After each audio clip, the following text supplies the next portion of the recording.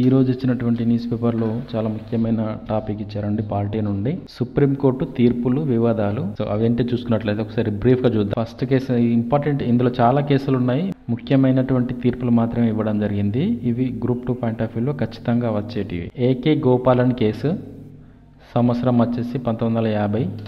దీని సారాంశం ఏంటంటే, ఈ ఏకే గోపాలన్ కేసులో సుప్రీంకోర్టు ఇచ్చినటువంటి తీర్పు సారాంశం కనుక చూసినట్లయితే, ప్రవేశిక రాజ్యాంగ ప్రకరణల అర్థాన్ని పరిధిని నియంత్రిస్తుంది అని చెప్పడం జరిగింది. మరి ఏంటి ఈ ప్రవేశిక రాజ్యాంగ ప్రకరణల అర్థాన్ని పరిధి నియంత్రిస్తుందంటే, ప్రకరణలు అనేది దాని యొక్క ఆ రాజ్యాంగం యొక్క పరిధిని, దాని అర్థాన్ని, మౌలిక స్వభావాన్ని నియంత్రిస్తుంది.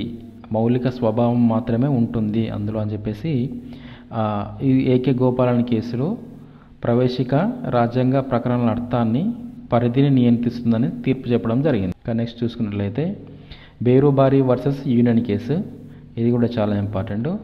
ఇది 1960లో. సో మరొక కేసులో చూసుకున్నట్లయితే దీన్ని బేరుబారి వర్సెస్ యూనియన్ కేసు అంటారు. ఇది 1960లో రావడం జరిగింది.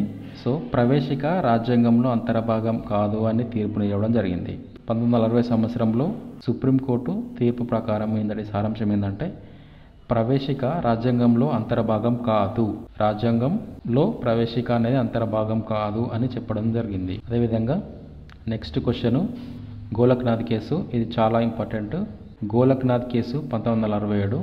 ఇది ప్రవేశిక రాజ్యాంగ ఆదర్శాలకు, ఆశయాలకు సూక్ష్మ రూపం అని చెప్పడం జరిగింది. అంటే ఏంటి అంటే, ప్రవేశికలో ఉన్నటువంటి విలువలు, అందులో చెప్పినటువంటి మాటలు, పదాలు అనేటువంటి అది రాజ్యాంగం యొక్క ఆదర్శాలకి మరియు ఆశయాలకు సూక్ష్మ రూపం అని చెప్పడం జరిగింది. కేశవానంద భారతి 1973 సంవత్సరంలో ప్రవేశిక రాజ్యాంగం అంతర్భాగమే, మౌలిక నిర్మాణ పరిధిలోకి వస్తుంది, పరిమితంగా సవరించవచ్చు అని చెప్పుకోవడం జరిగింది. సో దీని మీనింగ్ ఏంటంటే, ముందు బేరుబారి వర్సెస్ యూనియన్ కేసులో ప్రవేశిక రాజ్యాంగంలో అంతర్భాగం కాదని సుప్రీంకోర్టు తీర్పిచ్చింది.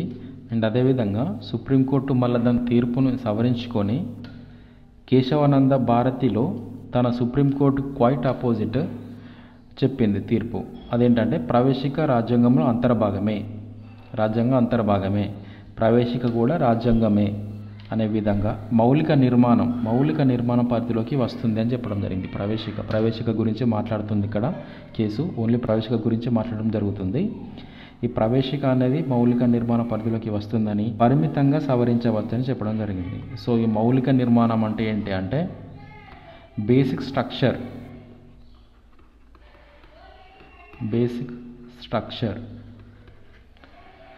మౌలిక నిర్మాణం పరిధిలోకి వస్తుంది. అసలు మన రాజ్యాంగ నిర్మాతలు ఏ ఉద్దేశాలనైతే, ఏ ఆదర్శాలనైతే అనుకొని ఈ ప్రవేశికలో ఆ పదాలని వాడారో అది మౌలిక స్వరూపం అంటారు. సో ఆ మౌలిక స్వరూపంలోకి, ఆ పరిధిలోకి వస్తుంది ప్రవేశిక రాజ్యాంగం అనేది చెప్పడం జరిగింది. దాన్ని పరిమితంగా మాత్రమే సవరించవచ్చు అని చెప్పింది అంతే. సో ఇది చాలా ముఖ్యమైన కేసు. సో నెక్స్ట్ ఎక్సెల్వేర్ కేసు, ఇది 1979 సంవత్సరంలో ఏం కేసు నిర్వచించిందంటే, సామ్యవాదము గురించి నిర్వచించడం జరిగింది. ఆ పద నిర్వచనం మాత్రమే ఇందులో ఈ కేసులో చెప్పడం జరిగింది. నెక్స్ట్ నకారా కేసు 1983లో, సామ్యవాదం అనేది గాంధీయిజం, మార్క్సిజం కలయిక అని ఈ కేసులో నకారా కేసులో చెప్పడం జరిగింది. ఎస్ఆర్ బొమ్మాయి కేసు, ఇది 1994 సంవత్సరంలో రావడం జరిగింది. లౌకికత్వం రాజ్యాంగ మౌలిక నిర్మాణంలోకి వస్తుంది.